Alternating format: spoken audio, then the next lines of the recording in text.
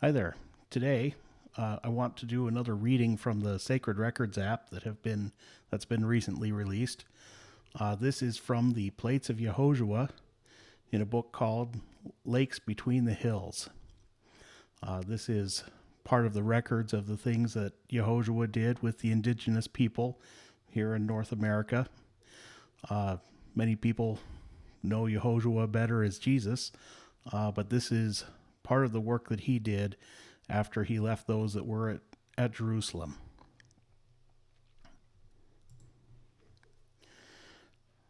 This is chapter 16, The Little Drum and the Order of Prayer.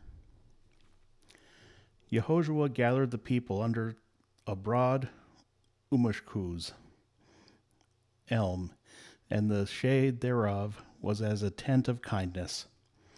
He taught them the true order of prayer, saying, Begin with thanks, for thanksgiving openeth the door. Continue with truth, for truth cleanseth the floor. End with mercy, for mercy spreadeth mats for guests. Face the four winds by turns, not as to worship them, but to remember the Father's gifts from every quarter.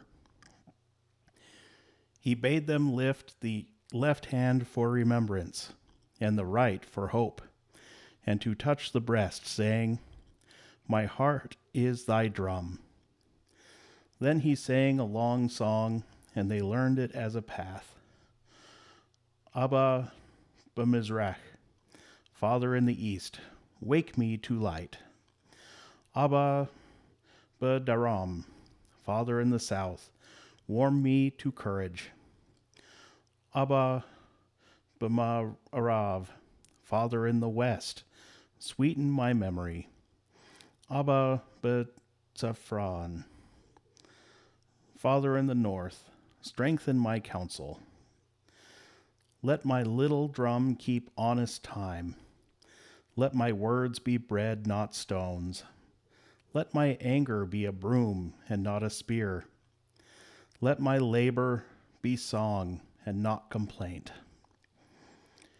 He taught them to place sun-grown food upon a small stone, blessing it before eating, saying, Light fed this, let it feed our light. A youth said, Master, my drum beat is crooked. He answered, Trim the wick of thy thoughts. Cease from mockery 3 days. Bless thy enemy each morning in thy heart, and thy beat shall find the Father's foot. He laid hand upon the youth's breast, and the pulse took up a steadier tale. He spoke a parable. 2 men built lodges.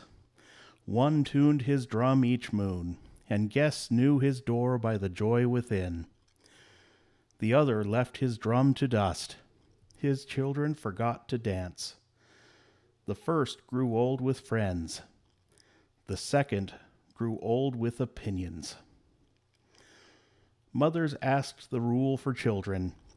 He said, Make their bodies weary with honest work, and their minds merry with honest story. Then will prayer be sweet as sleep. He set a ring of 7 stones and called it Makwa Otapin, the bear's seat, where any man might sit to confess without shame. He promised, Whoso confesseth at the bear's seat, I will meet with kindness, for the truth seeketh a lap to climb upon like a child. Elders spoke of old wrongs, young men of hidden fears, and none despised, and the ring became a well. He taught the 12 to receive confession as water receives a thrown stone, making circles, not wounds. He blessed the women's hands, saying, Ye keep the camp in tune. When ye forgive, drums across valleys strike together. Then he gave a closing chant all could carry while walking. Abba Nasa, or Father, lift the light. Shalama Bekirbi, peace within me. Zungide Nindo De, make brave my heart. Netzev Beemet, stand me in truth. They repeated till the trees seemed to move their leaves in time. He smiled as rain before sun.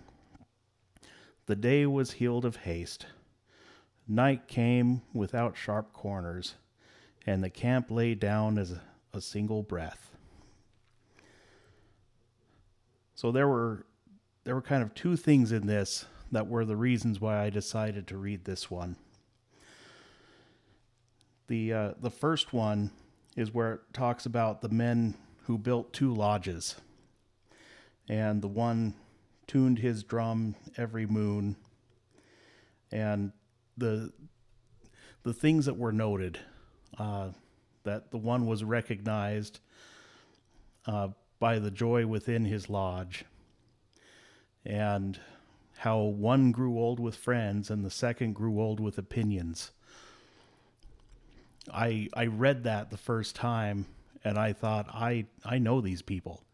I have met in some capacity people who represented both of these men.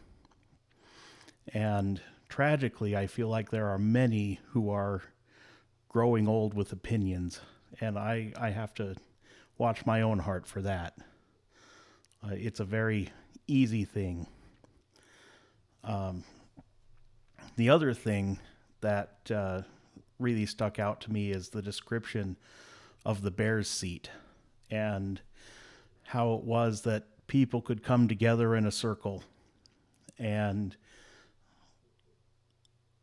have an environment where they're not judging each other, but they're being vulnerable and sharing the things that are upon their hearts.